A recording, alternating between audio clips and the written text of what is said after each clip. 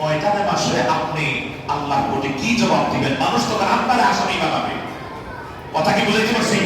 যে তারা চাইছিল আপনার আশ্রয়, আপনি তাদেরকে আশ্রয় দেন নাই, আপনি আরামের চিন্তা করে ওখানে যান নাই। হুজুর আপনি যান কেন? আপনার নানা রক্ত ঝরাইছে। কথা বললেন না? আপনার নানা রক্ত ঝরাইছে, আপনার প্রয়োজনে আপনার রক্ত ঝরাবেন, আপনারা শূন্যতা আদায় করবেন, প্রয়োজনে জীবন দিবেন, শহীদ দরজা পেয়ে যাবেন। শহীদ দরজা পেয়ে গেলে দুনিয়া করলাম, আখিরাতও করলাম। জোরে বলছি সুবহানাল্লাহ। আপনার সুখ চান না আপনি আখিরাত চান? ইমাম হোসেন বলে আখিরাত চাই। তাহলে আখিরাত চাইলে অবশ্যই মানুষগুলির কল্যাণে ইয়াতিদের খপ্পরতে বাঁচানোর জন্য আপনার আরাম দরকার নাই, আপনি যেতে হবে ভয় ভীতি সব ত্যাগ কইরা, ভালোবাসা ত্যাগ কইরা, আরাম ত্যাগ কইরা আপনাকে যেতে হবে কুফায়। জোরে বলছি সুবহানাল্লাহ। কথা কি বুঝাইতে পারছি? যেমন আপনার দাদা একটা জমি রেখে দিয়ে গেছে ওইদিকে, আপনি শুনতেছেন কে জানি আপনার ধরেন 1-3 ঘন্টা জমি, কে জানি আধা ঘন্টা জমির আগে আধা ঘন্টা জমি দখল করে ইট কাটতেছে, ওয়াল উঠাইতেছে। আচ্ছা আপনি কি বড় শুয়ে থাকবেন না ওইখানে যাইবেন? কথা কই না? ওইখানে যাইবেন না? যে আমার নানা এই জমি আমাদের জন্য রেখে গেছে, আর দুই বেটা ওর এমপি হোক আর মন্ত্রী হোক, ওইখানে গেলে মারামারি হোক, কাটাকাটি হোক, ভদ্র ভাষায় হোক, অভদ্র ভাষায় হোক, কোর্ট মামলা মতো যাই হোক, অবশ্যই আপনার স্বার্থ অনুযায়ী আপনি প্রতিবাদ করবেন। আপনার যে শক্তি না করা, এটা তো কথা চাষা এখানে তো, এটা তো আমাদের জায়গা। কথা বলতে কিনা বলে, এটা তো আমাদের জায়গা, আপনি এখানে ওয়াল উঠান কেন? তখন উনি একটা উত্তর আপনাকে দিবে। আপনি কি বড় শুয়ে থাকবেন না যাইবেন? যাবেন। চাইলে তখন মারামারি হইতে পারে, কাটাকাটি হইতে পারে, তারপর আপনি যাবেন কেন? আপনার নানা এই জমিটা রেখে দিয়ে গেছে, এটার জন্য তার কেস মামলা মোকদ্দমা হইল, কারণ হক আপনার, কেন সে করতেছে? আপনি ওখানে যাবেন, প্রয়োজনে মুখ দিয়ে বলবেন, আর না পারলে হাত দিয়ে বলবেন, না সত্যি থাকলে হাত দিয়ে বলবেন, না পারলে মুখ দিয়ে বলবেন, না পারলে অন্তর ঘৃণা করে চলে আসবেন। কথা বলি কি বলেন? আপনি প্রতিবাদ করবেন ঠিক। ইমাম হুসাইনকে সাহাবায়ে কেরাম অল্প সব সাহাবীরা বলল, হুজুর আপনার নানার দেওয়া রক্তমাখা ইসলাম সুবহানাল্লাহ বলবেন না, ধ্বংস করে দিতেছে, আরেকজনে দখল করতেছে। আমি ওই জমিটাতে বুঝাইলাম, অবশ্যই আপনি যেতে হবে। সুবহানাল্লাহ বলবেন না? আপনার জমিটা আপনি গেছেন, যাই দেখতেছেন একটা জমির মধ্যে রোয়া খেতের কোনার মধ্যে প্রায় 5 কেজি হিং জাতের মাছ দেখা যায়। আচ্ছা হিং মাছ ধরতে গেলে শিং মাছ ধরতে 2-1টা খাইবার সম্ভাবনা আছে না? আচ্ছা আপনার জমির এই শিং মাছগুলি আপনি কি ধরবেন না গাই খাবার বয়ে ছাইরা দিবেন? কথা কয় না? ধরবেন না? আমি হুজুর মানুষ, আমি ওইটা ধইলাম, তখন মাইতে আমি ভুইলে ওইটা ধইলাম, কাদা কত মানুষ মাইনে কাদা মাটি লইকে করে হলো ধইলাম। একটা দুইটা গাই খাইলেও মাছ ধর অভ্যাস নাই, তারপর কোনো মতে গাইটাই খাইলেও একদিন ব্যথা করবো, আমি 4-5 দিন আরামে শিং মাছ দিয়া সিভিল মিশিটা খাইতে পারবো। কথার কথা বলতেছি, কথা মানে কিনা বলে ঠিক সেইভাবে নি গাই খাইলো, গাই খাওয়ার পরে মজাটা অনেক বেশি। হুসাইন আপনি ওখানে যাওয়ার পরে বিপদ হইল, শহীদ দেওয়ার শহীদে গেল, মজাটা অনেক করলা। ওয়ালা তাকুলু লিমান ইয়াকতালু ফি সাবিলিল্লাহি আমওয়াত বাল আহইয়াউ ওয়ালাকিন্না তাশউরুন। যারা হকের জন্য, সত্যের জন্য, ইসলামের জন্য শহীদ হয়ে যায় তারা মরে না, বালাহিয়া বরতরা চিন্তা ওয়ালাকিন্না তাশউরুন। তোমরা চক্কর চোখে তোমরা উপলব্ধি করতে পারো না। আরেকটা বলে সাল্লাল্লাহু আলাইহি ওয়াসাল্লাম, তারা কবরের মধ্যে তাজা তাজা খানাও পায়, ওখানে তারা নামাজও পড়ে। আওয়াজ করে বলুন সুবহানাল্লাহ। শহীদরা তাহলে আপনি অবশ্যই মদিনায় থাকার দরকার নাই, আমাদের যুক্তিটা আপনার জবাব দরকার।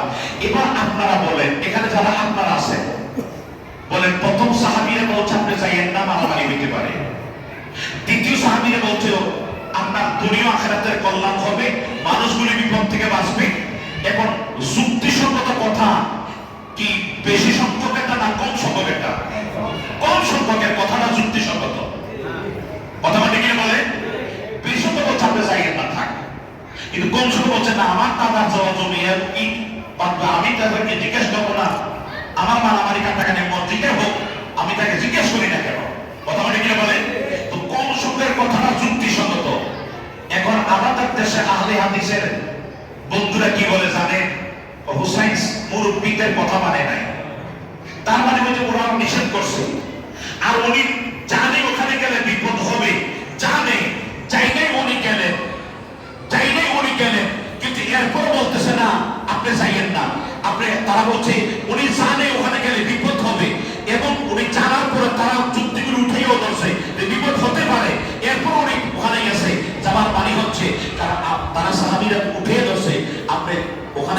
করলাম, যদি আপনি ইন্তেকাল করেন তাও আরো বেশি করলাম।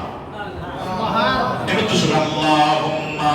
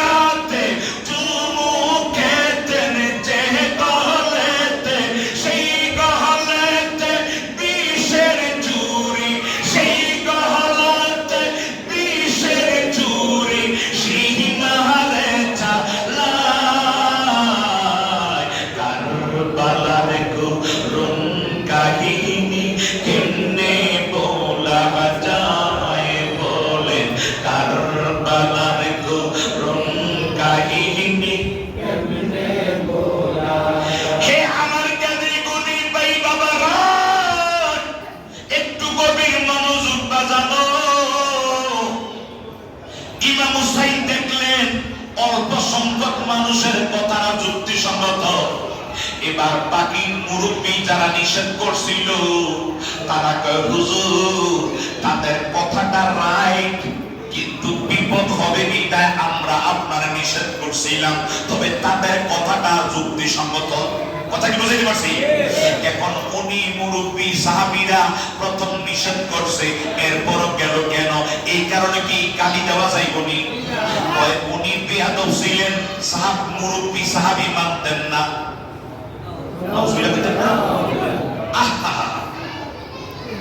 আরে কারে বেয়াদব কারে কোন জায়গার ভিতরে নিয়ে যাও?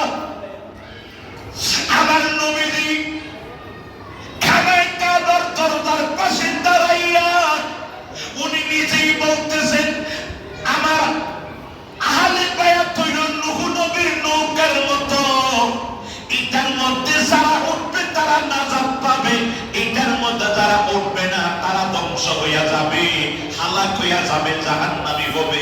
এটার মধ্যে যারা উঠবে তারা নাজাত পাইয়া যাবে।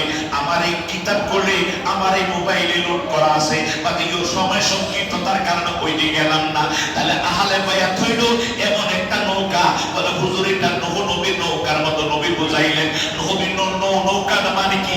নৌকা হলো তাদের বর্তমান ভালোবাসা, তাদের মহাব্বত হৃদয়ে থাকার দরকার। কথা বলে কিনা বলে?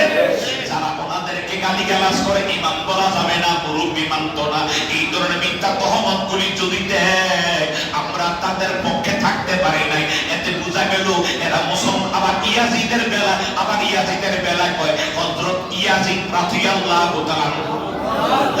এতে প্রমাণ হয় এরা কারবালার মধ্যে যদি তারাও থাকতো তারা ইয়াজিদের পক্ষে যাইতো। কথা বলে কিনা বলো? হে আমার জ্ঞানী গুণী ভাই বাবারা, একটু গভীর মনোযোগ। চরমনার পীর সাহেব হুজুর দেখলাম উনি এক বয়ানের ভিতরে বলতেছে ইয়াজিদ বড় ভালো মানুষ ছিল, ইয়াজিদ হাফেজ ছিল, ইয়াজিদ কারো ছিল, কোরআন হাদিসের দার্শনিক ছিল, উনি বড় আলেম ছিলেন, উনি বড় ডেইলি 100 রাকাত নামাজ পড়তেন, নফল নামাজ পড়তেন, উনি রোজা রাখতেন, উনি তাহাজ্জুদ পড়তেন, আওয়াবিল পড়তেন, ইশা পড়তেন, তাস পড়তেন, নফল রোজা রাখতেন, ওনার মতো ন্যায় করার বিচার ছিলেন। উনি তাকবীরে উলা সহিত নামাজ পড়তো, নামাজ আদা করতো না। কিন্তু আল বেদাওয়ান নেহনামাত কিতাবের মধ্যে আমরা দেখলাম ওখানের মধ্যে উল্লেখ আছে উনি মদ খাইতো, নামাজ কাজা করতো এবং নেশাগ্রস্ত অবস্থায় মেয়েদের নিয়ে রাত কাটাইতো। জোরে জোরে কটা নাউজুবিল্লাহ। ওই ইয়াজিদের তো আমরা যে আপনাদেরকে বলি এরা ইয়াজিদের উত্তরসূরি, আপনারা তো আমাদের কথা শোনেন নাই। কিন্তু এখন আল্লাহ ওই যে ইউটিউবের জামানা, এখন যেই জামানা ইউটিউবের জামানার ভিতরে আমরা আসার কারণে এখন সহজে আপনারা বুঝতেছেন, হ্যাঁ ওই তো হুজুর এতদিন কইছে এরা ইয়াজিদের দল, এখন তো দেখতেছি ইয়াজিদ ভালো মানুষ, ইয়াজিদ এত ছিলেন। আরে কোন সাহাবী ইয়াজিদকে ভালো মানুষ বলে নাই, কোন তাবী ভালো মানুষ বলে নাই, কোন ইমাম ভালো মানুষ বলে নাই। যারা ইয়াজিদকে রাদিয়াল্লাহু তাআলা আনহু বলে, নাউজুবিল্লাহ বলেন না? এত ভালো মানুষ ছিলেন, এত তাকবীরুল্লাহ সহিত নামাজ পড়তেন, পাঁচ ওয়াক্ত নামাজ পড়তেন, এত প্রশংসা। আর ইমাম হুসাইনের কোন মানিটা কি? মানিটা হইল আসল জিনিস মুখ দিয়ে বের হইয়া যায়। কথা ঠিক বলে? আল্লাহ, আমরা যতকাল বাঁচবো আমাদেরকে আহলে বায়তের নৌকার মধ্যে থেকে, তাদের প্রেম ভালোবাসার ভিতরে থেকে আমাদেরকে অনন্তকালে শান্তি নসিব করে বলেন আমিন। আরো জোরে বলেন আমিন। আল্লাহুম্মা সাল্লি আলা সাইয়্যিদিনা মাওলানা ওয়া আলা আলি সাইয়্যিদিনা মাওলানা। আপনারা আমার একটু গভীর মনোযোগ, আমি কি বলছিলাম? কারবালার ময়দানে এবার আমি পথের মধ্যে উনি মক্কায় গেলেন, মক্কা থেকে কুফার মধ্যে গেলেন। আচ্ছা, কুফার মধ্যে যখন লম্বা আলোচনা যাইতে অনেক ঘটনা, উনি যখন কারবালার জমিনে পৌঁছা গেছে, কারবালার জমিনে যাওয়ার পরে ওনার গোড়ার পা নাইবা যাইতেছে, ফায়জান আহলে বায়তের ভিতরে সে গোড়ার পা যখন নাইবা যায়, ইমাম হোসেন লাফ দিয়া গোড়ার পিঠ থেকে নিচে নামলেন। নাইবা উনি কিনে গোড়ার পা নামলো কেন? তদন্ত করার জন্য এখানে তদন্ত করলেন।